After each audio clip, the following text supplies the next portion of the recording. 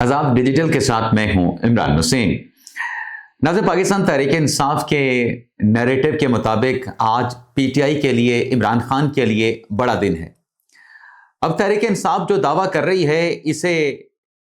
PTI की गलतफहमी कहा जाए या पीटीआई की खुशफहमी कहा जाए, इसका फैसला तो आप देखने वाले करेंगे। लेकिन जो पीटीआई का ये नैरेटिव है ना कि हुकूमत जो है वो दबाव का शिकार होके अब मुज़ाकरात की ऑफर कर रही है। अब ये जो दावा तहरीक इंसाफ का सामने आया है कि हुकूमत दबाव का शिकार हुई है, इसकी लॉजिक में या इस आर्गुमेंट के सपोर्ट में तहरीक इंसाफ की दो बातें हैं। एक तो पाकिस्तान तहरीक इंसाफ का ये कहना है कि जो तहरीक तहफ़्फ़ुज़ पाकिस्तान के प्लेटफॉर्म से जो 8 फरवरी को यौम सियाह मनाने का और पहिया जाम हड़ताल जो है वो करने का ऐलान किया गया है, एक तो ये फैसला तहरीक तहफ़्फ़ुज़ आईन पाकिस्तान की प्लेटफॉर्म से ये हुकूमत को दबाव में लेके आया है। दूसरा तहरीक इंसाफ का यह कहना है कि जो इमरान खान साहब ने तोशाखाना 2 केस में, जिसमें उन्हें और उनकी अहलिया को सजा सुनाई गई, उस रोज जो बानी का पैगाम बाहर आया और सोहेल अफरीदी को यह जिम्मेदारी सौंपी गई कि आपने स्ट्रीट मूवमेंट का आगाज करना है, तो स्ट्रीट मूवमेंट के आगाज के फैसले ने भी हुकूमत को दबाव का शिकार किया है और इस वजह से हुकूमत अब तहरीक इंसाफ को मुज़ाकरात की ऑफर कर रही है। अब यह नुकता है जिस पर मैंने आगाज में कहा कि तहरीक इंसाफ की इसे खुशफहमी कहा जाए या तहरीक इंसाफ की इसे गलतफहमी कहा जाए। खबर तो नाज़रीन ये है अंदर की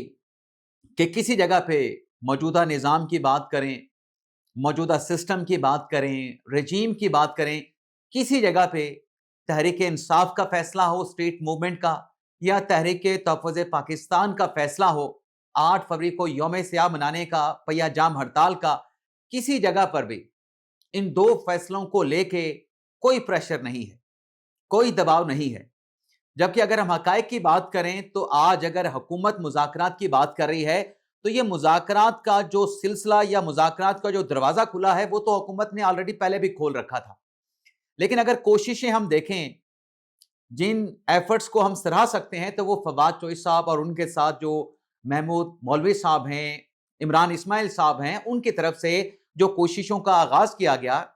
कि सियासी दर्जा हरारत को नीचे लाने के लिए पॉलिटिकल फोर्सेस के साथ भी मुज़ाकरात होने चाहिए। तो क्रेडिट अगर जाता है, हुकूमत भी अगर मुज़ाकरात की बात कर रही है, तो क्रेडिट फवाद चौधरी साहब के ग्रुप को जाता है।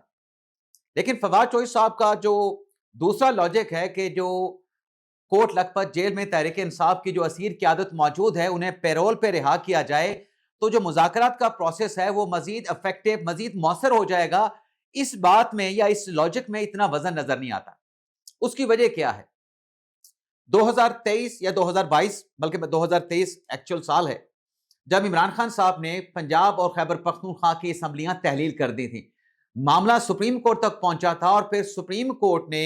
हुकूमत और तहरीक इंसाफ से कहा था कि मुल्क भर में एक ही तारीख को इंतखाबात करवाने के लिए कि कौमी असम्बली के इलेक्शन और चारों सूबाई असम्बली के जो इंतखाबात हैं वो एक तारीख को हो, इस पर आप मुज़ाकरात कर लें, निगोसिएशन कर लें। तो सुप्रीम कोर्ट के इस डायरेक्शन पे या ऑब्जर्वेशन पे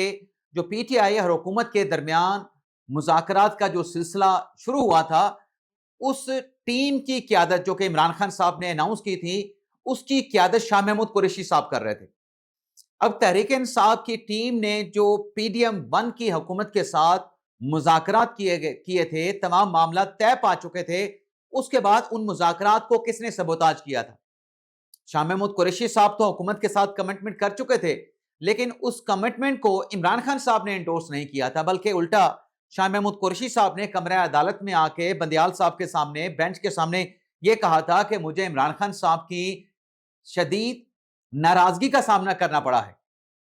तो जो फवाद चौधरी साहब ये कहते हैं ना कि अगर शाह महमूद कुरैशी साहब और कोट लखपत जेल में जो तहरीक इंसाफ की असीर क़यादत है वो बाहर आएगी, तो मुज़ाकरात का जो प्रोसेस है वो ज्यादा इफेक्टिव हो जाएगा। इसलिए इसमें इसलिए वजन नहीं नजर आता कि खान साहब माजी में शाह महमूद कुरैशी साहब की हुकूमत को दी गई जो कमिटमेंट थी उसको रद्द कर चुके थे।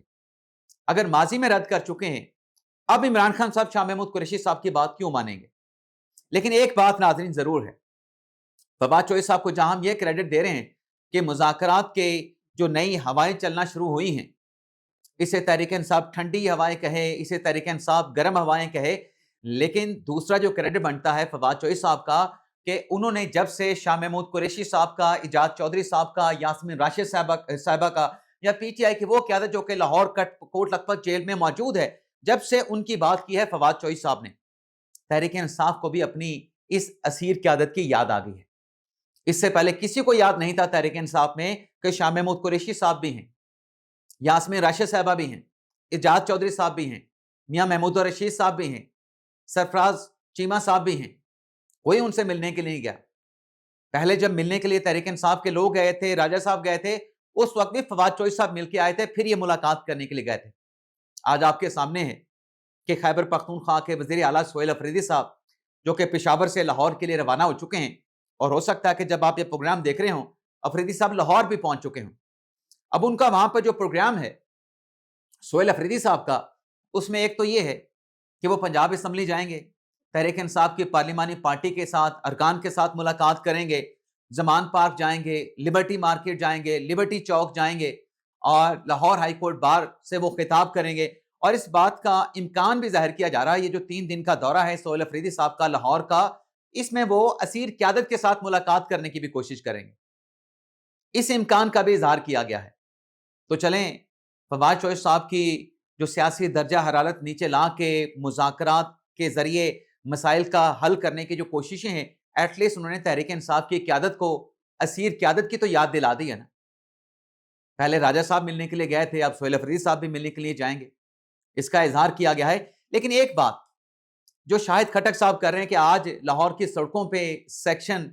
804 جو ہے وہ نافذ ہوگا، یعنی عمران خان صاحب کا جو اڈیالہ جیل میں نمبر ہے، جو کہ پی ٹی آئی دعویٰ کرتی ہے کہ قیدی نمبر 804، تو آج لاہور کی سڑکوں میں دفعہ 804 لگے گا۔ تحریک انصاف کیا اعتراف کر رہی ہے؟ کیا عمران خان صاحب کی جو سزا ہوئی ہے اسے تحریک انصاف انڈوس کر رہی ہے؟ یہ تو ایک سٹگما ہے پورا کا پورا۔ خان صاحب کو کنوکٹ کیا گیا ہے، کنوکشن پہ، گرفتاری پہ خان صاحب کو قیدی 804 کا نمبر دیا گیا ہے۔ یہ کوئی عزت والی بات تو نہیں، یہ کوئی ڈگنیٹی والی بات تو نہیں۔ اور پنجاب حکومت نے بھی اعلان کر رکھا ہے کہ یہ جو کہہ رہے ہیں کہ سڑکیں ہم وہاں پہ جا کے گرم کریں گے، اسٹریٹ موومنٹ کا پنجاب سے بھی آغاز ہونے جا رہا ہے، تو پنجاب حکومت کا بھی بڑا واضح جواب آیا ہے، موقف آیا ہے کہ آئیں اپنی پولیٹیکل ایکٹیویٹیز کریں، لیکن کار سرکار میں، اور اگر لاء کی وائلیشن ہوئی تو اس کی اجازت جو ہے وہ نہیں دی جائے گی۔ لیکن یہ ساری ناظم مذاکرات کی جو کہانی ہے نا، اس میں ایک اور چیز بھی ہے۔ جو جناب اچکزئی صاحب یہ کہتے ہیں نا کہ میں عمران خان صاحب کی گارنٹی دینے کے لیے تیار ہوں، آئیں بیٹھتے ہیں، بات چیت کرتے ہیں، نیا میثاق کرتے ہیں، سوال یہ ہے کہ عمران خان صاحب کی گارنٹی اچکزئی صاحب کیسے دے سکتے ہیں،